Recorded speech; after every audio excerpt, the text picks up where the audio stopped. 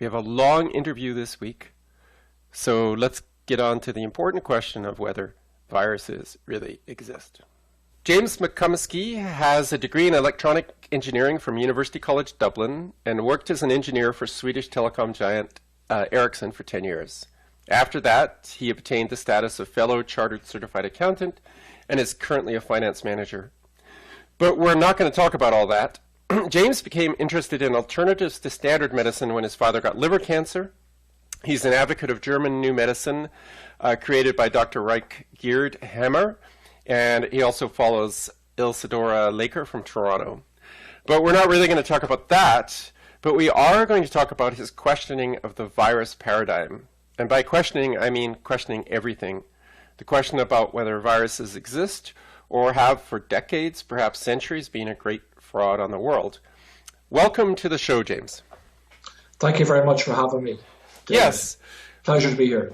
So I can understand being interested in alternative medicine or alternatives to, say, allopathic medicine because your father got liver cancer.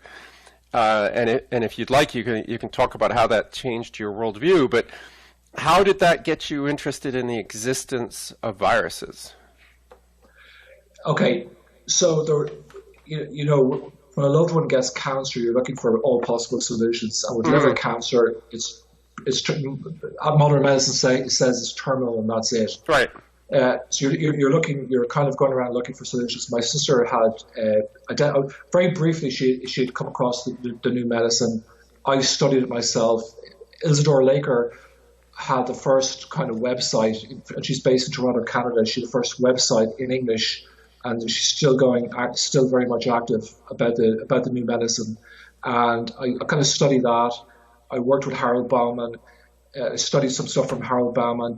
He was a Swiss GNM therapist.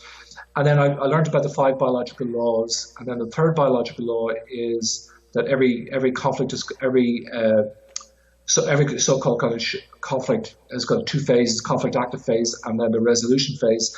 And it's in the resolution phase that we get what's called viral and bacterial infections by modern medicine. And then Dr. Hammer at that time mentioned that he wasn't sure if viruses existed. And then that led me on to Stefan Lanke. And then Stefan Lanke, Stefan Lanke at that time worked with a guy called Karl Krafeld. And he had an organization called Klein Action, which means small actions. And the idea there was that ordinary people like me who have no training whatsoever in biology or medicine, write to the authorities and ask them for proof of the existence of any virus. And that's how I got going on all of this about 10 years ago. And then, you write to the kind of authorities like the Minister for Health or the World Health Organization, no response or meaningless response. Minister for Health in Ireland refers me to the World Health Organization. World Health Organization does not respond. And then you start going to the relevant professionals, like the Health Protection Surveillance Centre in Ireland is responsible for infectious diseases. And then you start going to, and then finally I nailed down the National Virus Reference Laboratory based at University College Dublin, Ireland. And the National Virus Reference Laboratory is a very good name because they are the people responsible for identifying viruses. And now I've been asking them, latterly, I finally identified the responsible technical group in Ireland for the identification of so-called pathogenic viruses. And I've written an email, I think I've copied you in quite a few of my emails. Yes, you have, to the NVRL, and basically, and also I've focused on the measles virus latterly. The reason why I've focused on the measles virus is because Dr. Stefan Lanke, I can go into this case with you in more detail, but Dr. Stefan Lanke basically, he placed a bet that nobody could provide proof for the existence of the measles virus. A German doctor challenged him with, I think, 8 or 9 papers, scientific papers. Six papers. Six papers, sorry. Yeah, I interviewed Dr. Stefan Lanke, and we talked about this somewhat. But I think your summary was actually better than Dr. Lanka's summary in some ways. I mean, maybe we should start with this. I can read you the 4 arguments that you summarized his case at. Okay. And this is what you said. Dr. Lanka hired 2 independent laboratories to investigate the alleged measles virus. They both confirmed that the typical gene sequence of quite normal healthy cells has been wrongly interpreted as a central component of parts of the measles virus. So short genetic sequences from normal healthy cells have been arbitrarily assembled together in order to make up a model of the measles virus, and this is stated to be the genome of the measles virus. So do you want to talk about that argument against the measles virus? Okay. You have to appreciate I need to read over this stuff again. I haven't fully read over it again, but I know what I wrote. But basically, the idea there being is that they take, say somebody's got child's got measles, and they take a blood sample from the child with measles, and what they try to do is they assume that the measles virus is in there, and they take the bits out and they multiply them using this PCR technique, and they try to assemble the genome sequence. But it's quite clear from the scientific papers when you actually do read them, and when I actually force myself to read them, that they have not isolated the virus in the first place. Right. I mean, the logical way to obtain a genome of a virus would be to purify the virus. Yes. And then the virus would be proteins plus either DNA or RNA, and then separate the proteins and the DNA and the RNA, and then sequence what you have. And if every sample you do it has a very similar sequence, you can say, okay, well, this is the sequence of this particle. Now, that hasn't proved that the particle is actually pathogenic. That's another question. But it has at least proved that it came from the particles you saw in a pure sample under an electron microscope. Yeah. So correct. We agree on that. Well, the point, like for example, one of the scientific papers, like for example, a guy called Dr. Jeff Connell at the National Virus Laboratory, Reference Laboratory, Dublin, Ireland, he sent me 2 scientific papers, and one of them I think was on the influenza A virus, and basically what it says somewhere is that the guy basically reproduced the 90% of the genome sequence, and he believes that is, that is isolate. I mean, it's called influenza A virus isolation, culture, and identification. Mm-hmm. But the point being is they've tried to produce the model, the genome sequence from these fragments, and they believe they've kind of artificially assembled it together. But the reality is they have not purified the virus, and they admit it in the paper. They do not isolate. Purify the so-called pathogenic virus, whatever it is. Right. We have to be very careful about the word isolation because virologists have debased the word virus isolation, the phrase virus isolation, to mean absolutely nothing. And basically any signal that can be possibly interpreted as a virus is called isolation. But when you talk about purification, they for some reason don't like to abuse the word purification as much, and so they just don't use it because they haven't purified it. And it's interesting that you're saying that they couldn't even get a single coherent genome, that this guy had to piece it together in pieces. Yeah, that's correct. And the whole point is that it's basically. I mean, you're reading these papers. I mean, I'll be brutally honest about it. I've only read 2 papers, really studied them myself, 2 scientific papers, the isolation of a novel coronavirus and the influenza A virus isolation, which were given to me by Dr. Jeff Connell.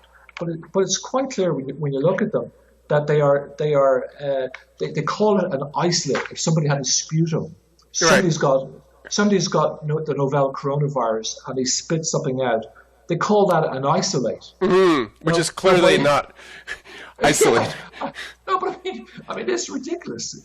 To call that an isolate is just, it defies common sense. I spit out sputum, and that's an isolate. Are you kidding me? Yeah.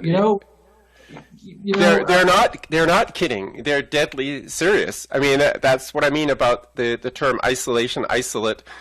Basically, anything they want to call an isolate is an isolate. Anything they want to call isolation is isolation. Like I've seen papers where they've added impure materials to a cell culture and cells in the cell culture died, and they've called that isolation of the virus. Well, who knows? I mean, it could be some toxin that you've introduced. It could be some, other reaction, some biological reaction that caused the cells to be killed.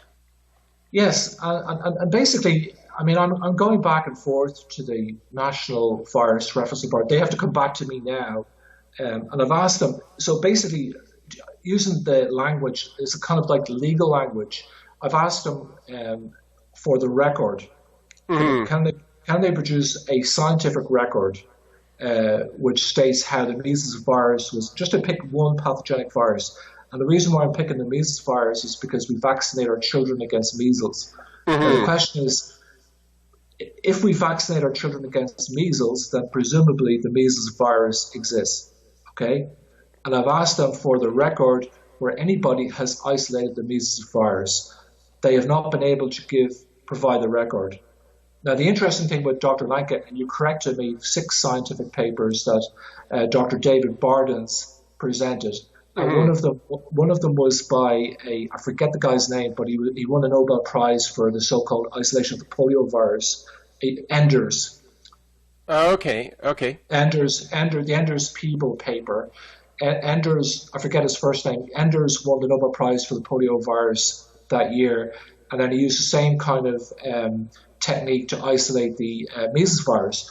But interestingly, that particular paper, the authorities in Germany have said that none of those scientific papers, what the legal case in Germany proved, that none of those scientific papers, either individually or collectively, prove the existence of the measles virus. Well, if I can go back to that, I said there were 4 things that you'd brought up. Yes, Let's go to number 4.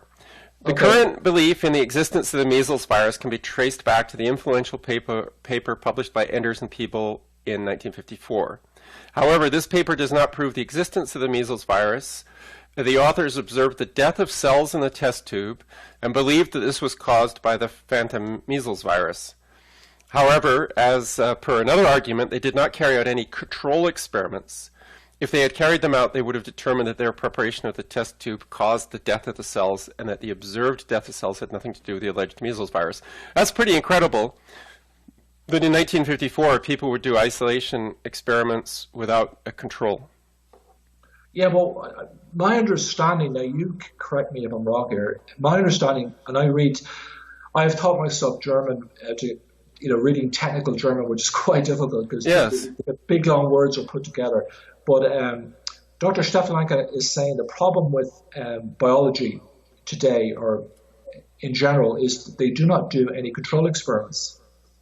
So they do not test whether their methods of preparation of the test tube cause the cells to die that are perfectly healthy cells to die if they do not come from a so-called isolate that had the measles virus.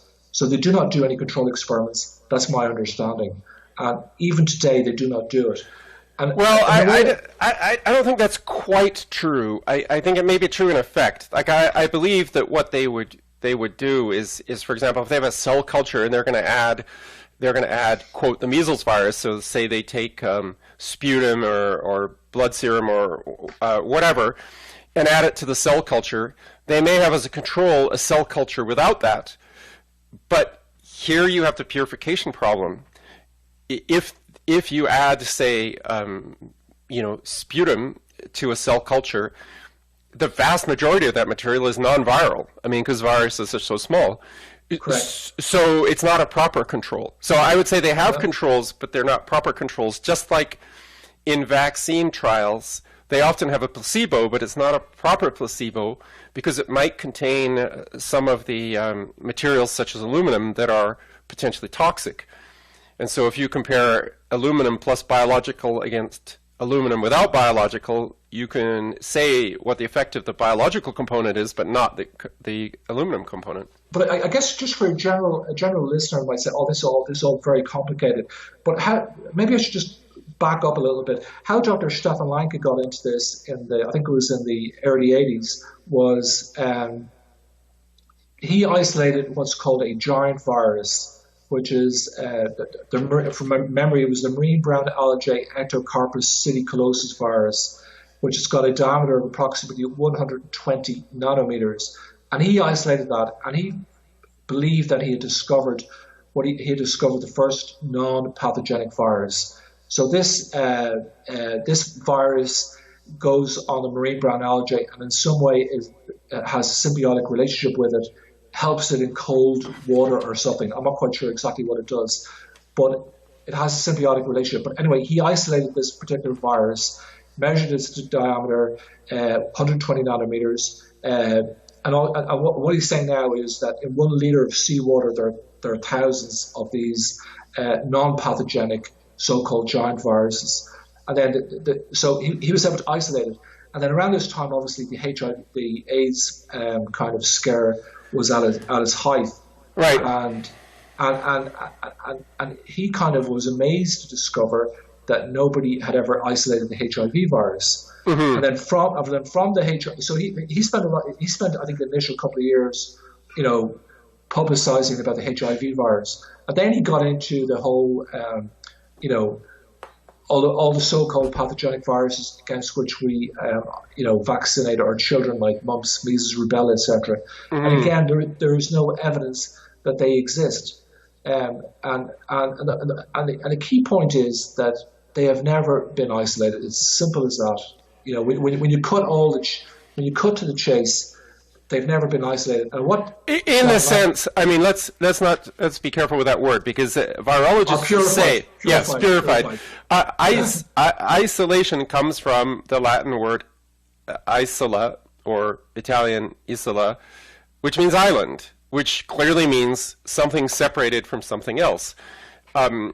The problem, I guess, with viruses is that something so fragile as a virus can't be separated from everything else, because it would just like break apart and die. But you could say, okay, a virus that's in some inert material like water or saline solution or something else that would help preserve it, we could adjust it to say, okay, that's isolation. But as you say, a sputum or a blood serum or the liquid coming off a cell culture, that is not, by any stretch of the imagination, isolation or purification, which should mean the same thing. Yes. And so in effect, none of these viruses have been isolated. Have been purified. I'll use that technical term. Yeah. Let's stick with purification. None of them have been purified. And the whole point, and what Stefan Lanke is saying is, now I'm interested in your views on this, because I'm not a biologist, but what he's saying is, my understanding is, he's saying the density centrifugation technique, and my understanding is, you put the serum, the sputum or whatever it is, a sample into a test tube, and with a particular type of material in the test tube, and you centrifugally spin it around pretty fast, and it separates out according to density. And if there was a pathogenic virus there, you'd be able to get it in a kind of a layer around in the test tube, and you'd be able to extract it, and you would have a purified virus. Mm-hmm. And apparently that is exactly what he did with these so-called giant viruses. So the point, my understanding is, these giant viruses have a diameter of 120 to 150 nanometers, and the so-called pathogenic viruses like mumps, measles, and rubella apparently are 80 to 90. So they're just a little bit smaller. Tell me your understanding of the density centrifugation and the importance of that. Okay. I have read Dr. Stefan Lanke's material in German and translated it. And basically what he's saying to me is the standard technique that's referenced in the medical textbooks, biology textbooks, for the purification of viruses is the density centrifugation technique. Okay? That's what he says. Mm-hmm. Do you agree with that? Well, okay. So it depends how far you take it, because density centrifugation by itself, it sorts things by density. And so if there was a virus of a particular size, of a consistent size, and you centrifuged the material, I think they use a sucrose gradient, then it would all go to a certain place. But the problem is that there may well be other things that go to the same place. And there were two papers published in March 1997, both in the same issue of the Journal of Virology or something like that. And they examined this material for the first time. That's 1997. I mean, HIV was supposedly isolated in 1984. And they discovered, they said in the paper, that at least 90% of what they saw was impurities. So you can't just centrifuge. You also have to look at the material you have and show that it's actually pure. Okay. So, but in other words, okay, what he is saying that what he is saying very clearly that what in the case of the measles virus, if we just restrict it to the measles virus because that's the one that's probably the best documented. What he's saying is that what they believe when they put together the genome sequence, it's just a normal part. It's just a normal part. He's saying what they believe to be the measles virus is just cellular components. Simple as that. Mm-hmm. But okay, and the whole point is if the measles virus did exist, it would be possible to, with the density centrifugation technique to get it to purify it. And he's saying the reason why they cannot purify it is because the measles virus or any other pathogenic virus, HIV, rubella, novel coronavirus, influenza A virus, whatever, none of them exist, and that is basically it. And but I think the key point, David, if you don't mind me saying so, is that he's isolated so-called non-pathogenic viruses, the giant viruses such as the marine brown algae, Ectocarpus silicosis virus. And apparently in 1 liter of seawater there are thousands of these viruses. They're all non-pathogenic, and apparently my understanding is at least a couple of hundred of them have been isolated or purified already, and papers have been written about them. And the point is that if it's possible to isolate these non-pathogenic giant viruses, why can't you isolate the smaller, slightly smaller, allegedly pathogenic viruses? And what Stefan Lanka is saying, certainly in the case of measles, is just a normal component part of cells.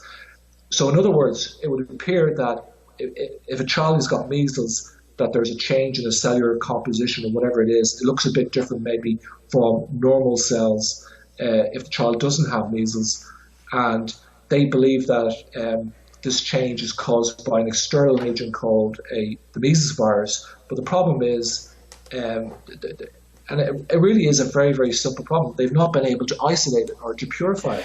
And yeah. Well, that brings up a question. Your second argument, summarizing Stefan Lanka's arguments against the existence of measles virus, was Professor Andreas Podbielski testified at the measles virus trial along with 4 other technical experts.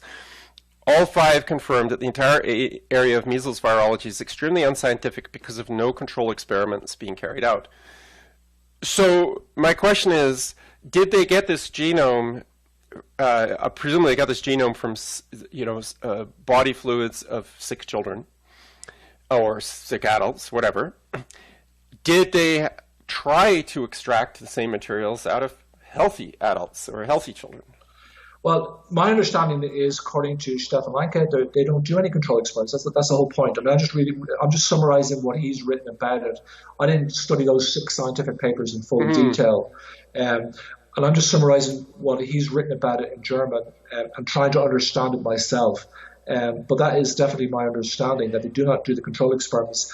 And to be honest with you, I've asked the questions now of the National Virus Reference Laboratory in Dublin, Ireland, and they are clearly the reference laboratory in Ireland for the identification of so-called pathogenic viruses. And it's really a simple question. Can you tell me the scientific record for somebody who's written a scientific paper where somebody claims to have purified the measles virus? Now, interestingly, they don't give the Anders People paper. They don't give any paper. They just say no record exists. And then you ask them, the next question is, and this is the question I've asked them, is can they create the record? Can they create the scientific paper? And I'm asking them, are they willing to do the experiment, carry out an experiment? The child's got measles, either blood sample or sputum, whatever it is, and do the density centrifugation and try to isolate the measles virus. And then I also suggested, as a control experiment, they would use the density centrifugation technique to isolate one of these so-called giant viruses that exist in seawater. And if they're able to isolate one of those viruses, then how come, which are non-pathogenic, then how come they can't isolate the so-called pathogenic viruses? I mean, this is, in a way, this is kind of logic according to Dr. Spock from Star Trek, you know? Right. Well, yeah. Okay, I still see one problem with that methodology. Like, let's say that we decide that we're going to use sputum, and we take sputum from children who are sick with the measles. We put it in a cell culture. We do our magic. We take the what they call a supernatant, or the liquid that floats on the cell culture. We do density centrifugation on that. I mean, that's the kind of thing they do with HIV. And then we find, at a certain density, we miraculously find a whole bunch of unique particles, right? But there's still a problem, because now we say, okay, we're going to need a control. So you take sputum from a healthy child, do exactly the same thing, you don't find those particles. The problem is you have the cell culture in the middle. So if there is a difference in the body of the child with measles, then that could influence the cell culture in a non-pathogenic way. And it could cause, from a sick child, the creation of particles which you would mistake for viruses. I think until you've taken those viruses and injected them into an animal and produced disease, that you still haven't proven anything. Yes, So exactly. So where I got into this was like Koch's postulates. Robert Koch was one of the earliest guys involved in the germ theory, particularly in relation to bacteria. And his first thing in relation to bacteria is postulate one: you observe what you believe to be the pathogen in the sputum or in the cellular culture. Number two, you are able to purify it, grow it. Number three, you're able to inject it into another person, another animal, and cause the same disease. And then number four, you're able to isolate it again from that human being or animal. Now the point is, in relation to bacteria do exist. You're able to observe them. But the point is, if you, for example, Max von Pettenkofer, I think in the early 1900s, carried out the experiment.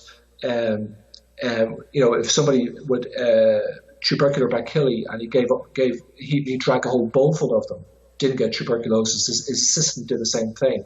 So the point is, if tubercular bacilli cause tuberculosis, then you imagine if you drank, a bowl of them, you should get the same disease. So he didn't. There was a similar experiment during the 1918 flu epidemic, where they took some prisoners and they offered them some benefit, like a shorter sentence or something, if they would participate in this experiment. And what they basically did is they took nasal secretions from people dying of the flu, and then they swabbed it in the nose of these poor prisoners.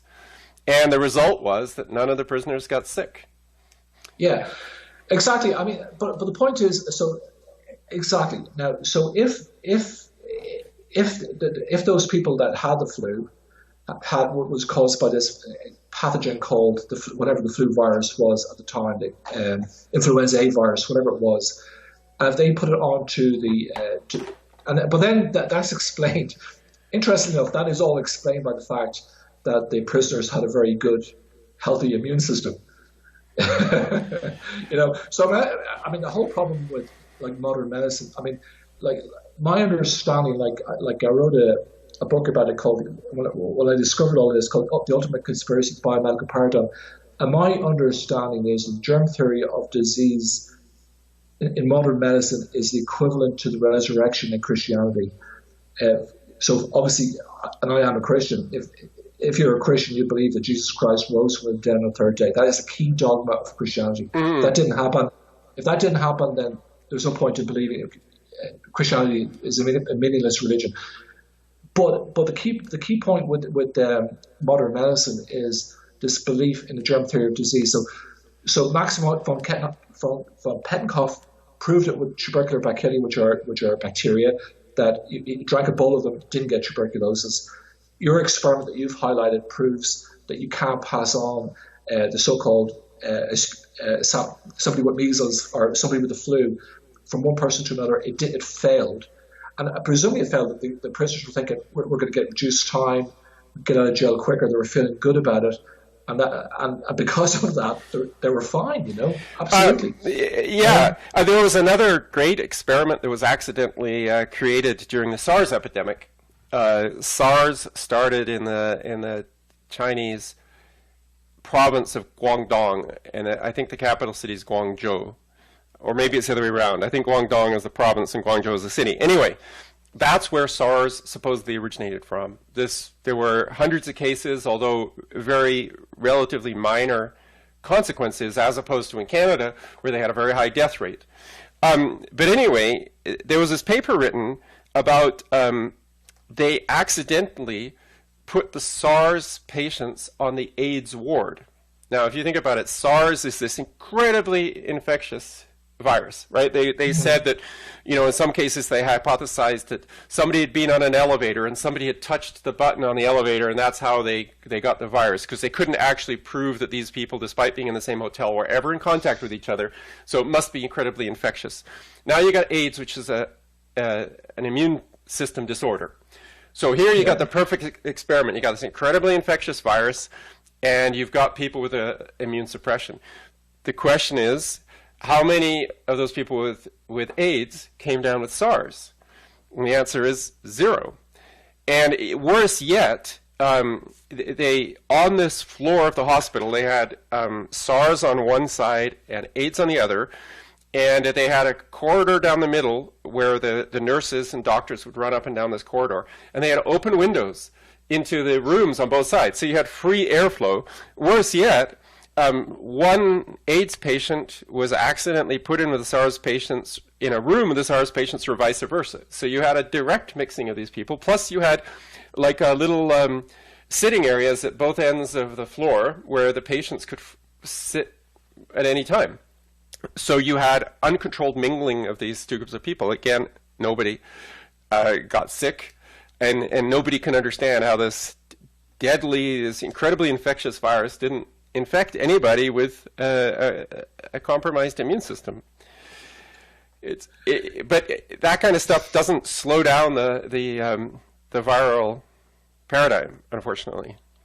No, it doesn't. And I just think that what Stefan Leich is trying to do is just, in particular, with this whole, my understanding now of the case in Germany, none of these 6 scientific papers prove the existence of the measles virus. He didn't have to pay 100,000 euros over to Dr. David Bardens, and the German Supreme Court verified the decision of the state court in Stuttgart that it was a perfectly valid legal judgment. But despite that, nothing's happened in Germany either. But there is certainly a lot more awareness. In Germany, they seem to have a culture of alternative healers anyway, like registered kind of Heilpraktiker. I'm not sure how you translate that into English, like healing practitioners. Right. But they're alternative medical people. But they seem to have a huge culture of that. But despite go ahead. Yeah, but exactly. But despite all of that, he can't make the breakthrough. And to be honest, I am sure. Like I'll tell this story. I've said this to a friend of mine called Declan. I've shown him some of these emails to the National Virus Reference Laboratory in Dublin, Ireland, and he says, "Oh, it's a bit strange that they don't get back to you." But he's not that concerned. He still believes the official story. And I really think that the only way that we make a breakthrough. I mean, I think I don't know what you think about this, but my view is you're wasting your time talking to your ordinary person because they're just not interested.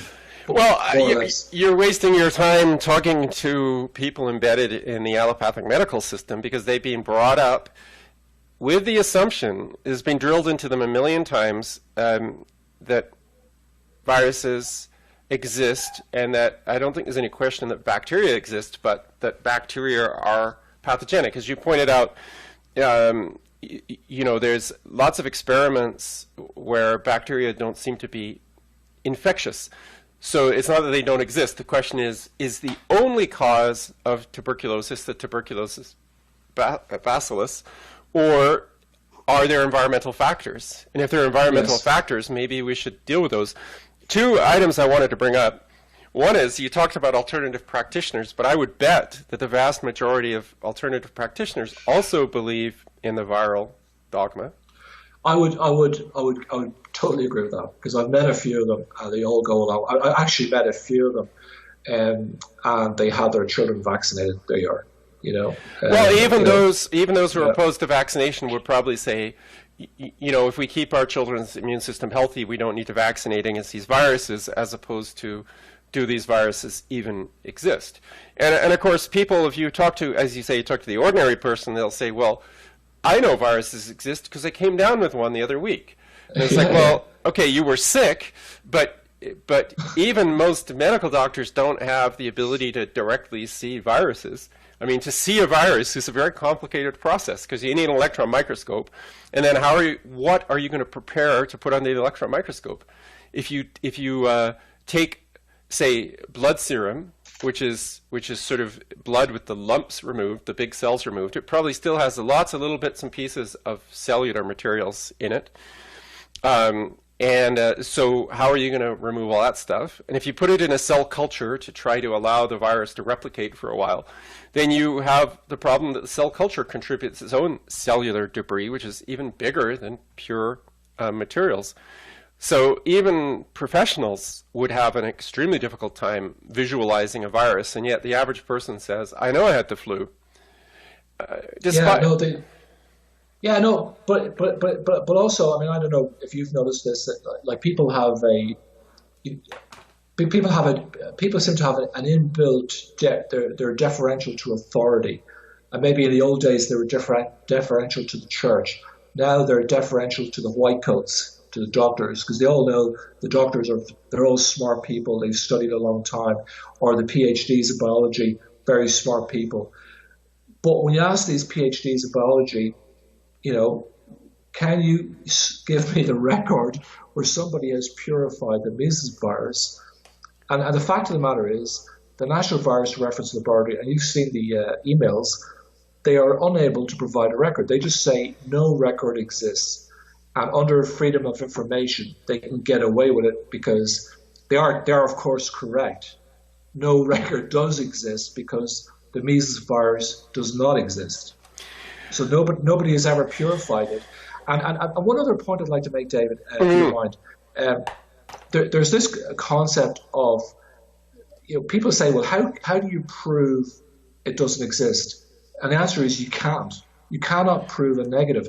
There is a concept of, I think it's called positivity in science, that if you make an assertion, or reproducibility, if you make an assertion, you must be able to prove it. Have you ever heard of Russell's teapot? No, I vaguely. Will you tell me the story? Yes. So I think it was the great philosopher, scientific philosopher, I think it was Bertrand Russell, and he said, there is a teapot orbiting the sun between Mars and Earth. And he said, that's my hypothesis, so it's your responsibility to prove it's wrong. And it's like, well, I don't have the tools to be able to see something that small so far away. But what his point was, it's not your responsibility to prove that there's no teapot out there. It's his responsibility to provide evidence that there is a teapot orbiting the sun. And it's the same with a virus. It's their responsibility to prove that that these viruses do exist. One thing I wanted to go back to, because I'm actually reading, you're reading scientific German. I'm reading Old Italian, and I'm reading the report that was written in 1648 of the epidemic of, let me get this right, 1629 to 1632 in the city of Milan. What I found about this is that it was just an assumption that this thing was infectious, and the most incredible things are said about this supposed infection that are obviously completely illogical. And I think like 99% of this report you could clearly throw away because it's absurd, based on 17th century beliefs. And yet that one part that's kept is the fact that it's proven to be an infectious epidemic. But somewhere, and I can no longer remember where this was, somewhere told me that this concept came from at least the Roman Empire, and probably before that. And what is this concept? This concept is something that's invisible, but you know that it's out there, and you know it's causing disease. Mm-hmm. For example, the title page of this 1648 report says, first word pretty much, contagious, poisonous, and evil. And that's the characteristics of this bacteria or virus that they hypothesized. And yet, today, people will discuss these epidemics, and they can discuss the symptoms, and they can hypothesize which bacteria or virus it was. But there's actually no reasonable evidence that there was anything contagious out there. Absolutely. And the same thing with yellow fever, my understanding of yellow fever is that dead bodies were in the river or whatever, or in the lake, and people were drinking water from the river or lake. And when the dead bodies decompose, they produce toxins. And if you drink water with these toxins in it, you will get sick. You will get yellow fever or whatever it is. And that's but then people believe that is infectious, but it's because they've got the common source, which is the drinking polluted water. And in all of this stuff, it's all very interesting. And the belief in these kind of evil bacteria or viruses coming from the outside or coming from a foreign country that you don't like, and they come in and they cause all these diseases.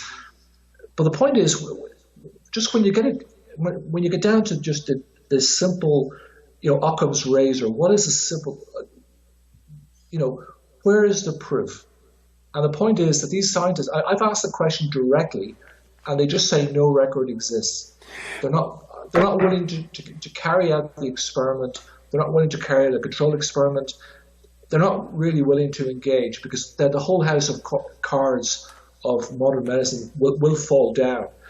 And I'm not sure what it takes to get through to them. I'm certainly hopeful that some of these scientists are going to listen to your show and just understanding that, why can we not purify any of these so-called pathogenic viruses? Another challenge that is often made to people who question any infection. I mean, even if you only question one infection, like HIV/AIDS or measles or HPV and cervical cancer, the challenge usually is, well, something's causing this illness, and if it's not a virus, what in the hell could it possibly be? We know, we have scientifically documented, we have vitamin deficiencies that can cause disease. We have toxicities of metals and pesticides and other things that can cause disease. And yet all of that environmental stuff is just ignored. This lake with dead bodies, it might not just be dead bodies. maybe there's a textile mill or a steel factory or something, which is dumping its untreated waste into the lake, right? We don't. Yeah, absolutely, absolutely. But one thing I've noticed, in a way, it is a simple solution, and I've discussed this with quite a few people. It is a simple solution. Oh, I just got a bad flu virus. That's it. I got a really heavy flu. But then you ask them, well, did anybody else in your family get it? And they didn't. But they can't explain that. But they always say, but people believe that they got this flu virus. It's got nothing to do with stuff that's going on in their lives or whatever it is that could possibly have caused it. And then they can't explain why the family members didn't get it. Um, and then they're not willing to kind of look at an alternative solution. But in a way, I've more or less given up on trying to talk to ordinary people about this. Really, my focus is on the scientists, is on the people like the National Virus Reference Laboratory in Dublin, Ireland, and I've also contacted, I forget what they're called, the virus reference in England, which is kind of a virus reference laboratory that recognised by the World Health Organization. I've contacted them, no reply from them just yet. But certainly in the organisation in Ireland, they have to respond to me under freedom of information. But again, they can get away with it saying no record exists. But the question is, why does no record exist? Why is there no scientific publication in existence proving the existence of any pathogenic virus? Yeah. And really and truly, it's that simple, And to be honest with you, like, although the papers are written in technical English as well, and I, struggle to get through them, but when you do get through them, I mean, what they're saying is quite simple. They call this sputum and isolate, which defies any kind of rational understanding of what the word isolate should mean. And what they do is they try to construct this genome sequence using PCR of elements of what they believe to be the virus. And what Dr. Lanka is saying is that they're just normal component parts of the cell. I remember reading the work of the Prost group, which was done, I think, in the 90s, maybe some in the 80s, on HIV. And they pointed out that in Robert Gallo's work, which was considered seminal until people realized he'd pretty much stolen his work from Montagnier, which doesn't necessarily make it right, but it doesn't make it correct. But the thing they pointed out was that Gallo had rabbit antiserum to HIV. That implies that HIV had been injected into the rabbits to produce the rabbit antiserum, but there was never any pure HIV to inject into the rabbits. So it's kind of like there's this circular logic. If he writes it carefully, or he writes a very complicated paper, you might not notice that this circle started somewhere. And if you look at the circle, you realize, well, if we have rabbit antiserum to HIV, then we must have had an experiment where we produced that. And there isn't such an experiment. And there's a lot of that kind of thing going on. You either take deficient conclusions, like you basically dredge impure materials looking for a genome that looks interesting, and you declare that that's the virus. Or you might take a cell culture and you might find 6 identical particles by looking through massive quantities of the cell culture, and then you say, oh, these are 6 HIV particles, or there's 6 HPV particles, or there's 6 measles particles, or whatever.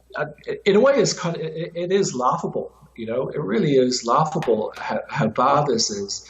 And but the one maybe ray of good light is that you mentioned earlier that there was two independent laboratories in Germany now confirmed that what they believe to be the measles virus, normal component parts of cells. So maybe the message is getting out among scientists. But the question is, I think what it is when you question something like this, and you're working in a university, presumably you would get fired, or if you're working in a laboratory, if you question that this whole thing is just a load of rubbish, you will be fired from your job. These guys have spent a long time at university.